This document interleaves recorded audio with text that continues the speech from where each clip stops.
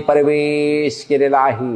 आत्मरूपी चैतन्याच्या शक्तीने मनाच्या साह्याने जी काही कॅन्सर रूपी गाठ होती त्यामध्ये प्रवेश करून मनाच्या साह्याने पूर्णतः कॅन्सर रूपी गाठीची सर्जरी केलेली आहे।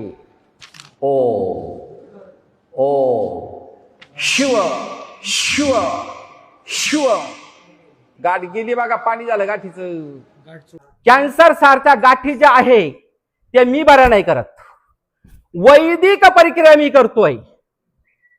वैदिक प्रक्रिया म्हणजे मी काय म्हणतो, त्रिभुवनामध्ये सर्वात श्रेष्ठ असणारे ब्रह्म विष्णू शिवात्मक शक्तीने युक्त असणारे श्री दत्त प्रभू तुमच्या हृदयामध्ये बसलेत। तुमच्या हृदयामध्ये दत्त प्रभू बसलेत, म्हणजे तुमच्या आत्मरूपी चैतन्यामध्ये दत्त प्रभू बसलेत।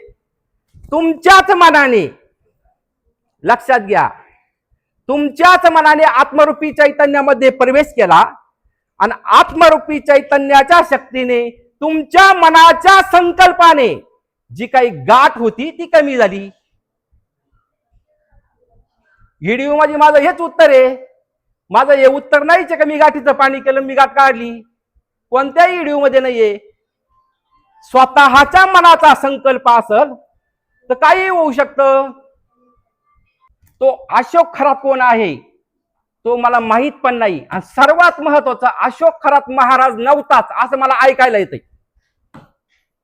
तो त्याचं काहीतरी ऑफिस होतं आणि त्या ऑफिस मध्ये तो काही उद्योग करीत असेल, हे ऐकायला येतं। 2 लाख रुपये घेत होता, 5 लाख रुपये घेत होता, हे पण ऐकायला येतं। पण ऐकायला आलेलं आहे, कानाचा आणि डोळ्याचा मोठा फरक असतो। मी तर काही बघितलेलं नाहीये।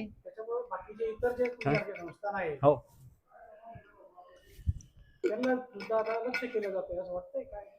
सरकारने बघितलंच पाहिजे, प्रत्येकाची चौकशी केलीच पाहिजे, पण असं बदनाम नाही करायला पाहिजे। स्वतः यायला पाहिजे, मीडियाने यायला पाहिजे, स्वतःच्या डोळ्यांनी बघितलं पाहिजे महाराज इथं काय करतात।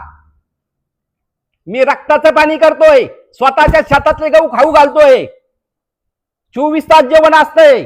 याच्यामध्ये जर कोणी म्हणलं ना तुम्हाला 21 रुपये महाराजांनी घेतले, लागल ती शिक्षा बघायला तयार आहे मी। 21 रुपये हे सांगतोय मी, चौकशी केलीच पाहिजे। मी कुठं नाही म्हणतो, पण भोंदू बाबा कोणालाही म्हणून चौकशी करून तुम्ही बोलू शकता। खरात बरोबर माझं नाव जोडायचं काय संबंध? दुसरा खरात होऊ शकतो, तुम्ही चौकशी करा। तो पूजा करायचा, तो खडे द्यायचा, तो नंतर त्याचे अनेक कारनामे समोर आले आहेत। अहो मला काय म्हणायचं, त्याचे कारनामे समोर आले म्हणून तुम्ही त्याला बोलू शकता। तुम्ही माझी चौकशी करा, 1 दिवस नाही, तुम्ही महिनाभर करा, पूर्ण चौकशी करा। मी नवीन बाबा नाही, बापाची इस्टेट आहे, सोडून जाऊ शकत नाही मी। तुम्ही हे करू शकता, पब्लिक ना येऊ नये तर रोडवर बसा, पब्लिक बंद करा, पण बापाची इस्टेट सोडून जाऊ कुठं?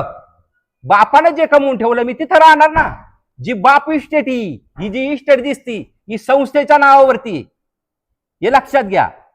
कोणत्याही चौकशीला सामोरं जायला तयार आहे मी नाही बोललोच नाही। चौकशी करावी, ही झालीच पाहिजे, माझीच काय प्रत्येक बाबाची झाली पाहिजे, हे मला म्हणायचंय। मी सनातन धर्माचं काम करतोय, जादूटोणा इथं होतच नाही। प्रार्थना, संकल्प, ध्यान, साधना, यज्ञ, हवन एवढं इथं चालत असतं।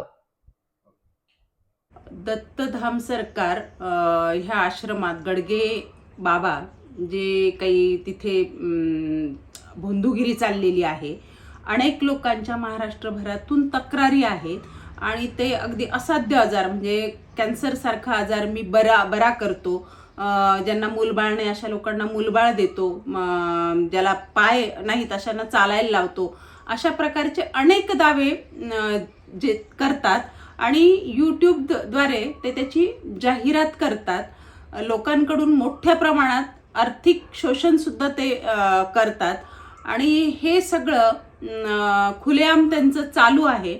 त्या संबंधाने आम्ही DYSPकडे तक्रार केलेली आहे, निवेदन दिलेलं आहे, एसपींकडे निवेदन दिलेलं आहे, कलेक्टर साहेबांनाही निवेदन दिलेलं आहे आणि ह्या भोंदूच्या विरोधात कारवाई व्हावी आणि त्याचं जे चाललेलं ही लूट आहे, हे जे शोषण आहे, हे फसवे दावे आहेत, जे फसवे दावे तो करतो, हे जादूटोना विरोधी कायदा असेल किंवा drugs and magic remedies act, bogus doctors म्हणजे मेडिकल प्रॅक्टिशनर ॲक्ट, ह्या सगळ्या कायद्याच्या अंतर्गत हा गुन्हा आहे असं आम्ही निवेदनात म्हटलंय. त्या आधारे कारवाई व्हावी. प्रत्येक जो बाबा असतो तो सुरुवातीला असंच म्हणत असतो, कुठलाही बाबा स्वतःला भोंदू म्हणवून घेत नाही, मला दैवी शक्ती प्राप्त आहे आणि त्याच्या आधारे मी लोकांची आजार बरे करतो असं ते भासवत असतात.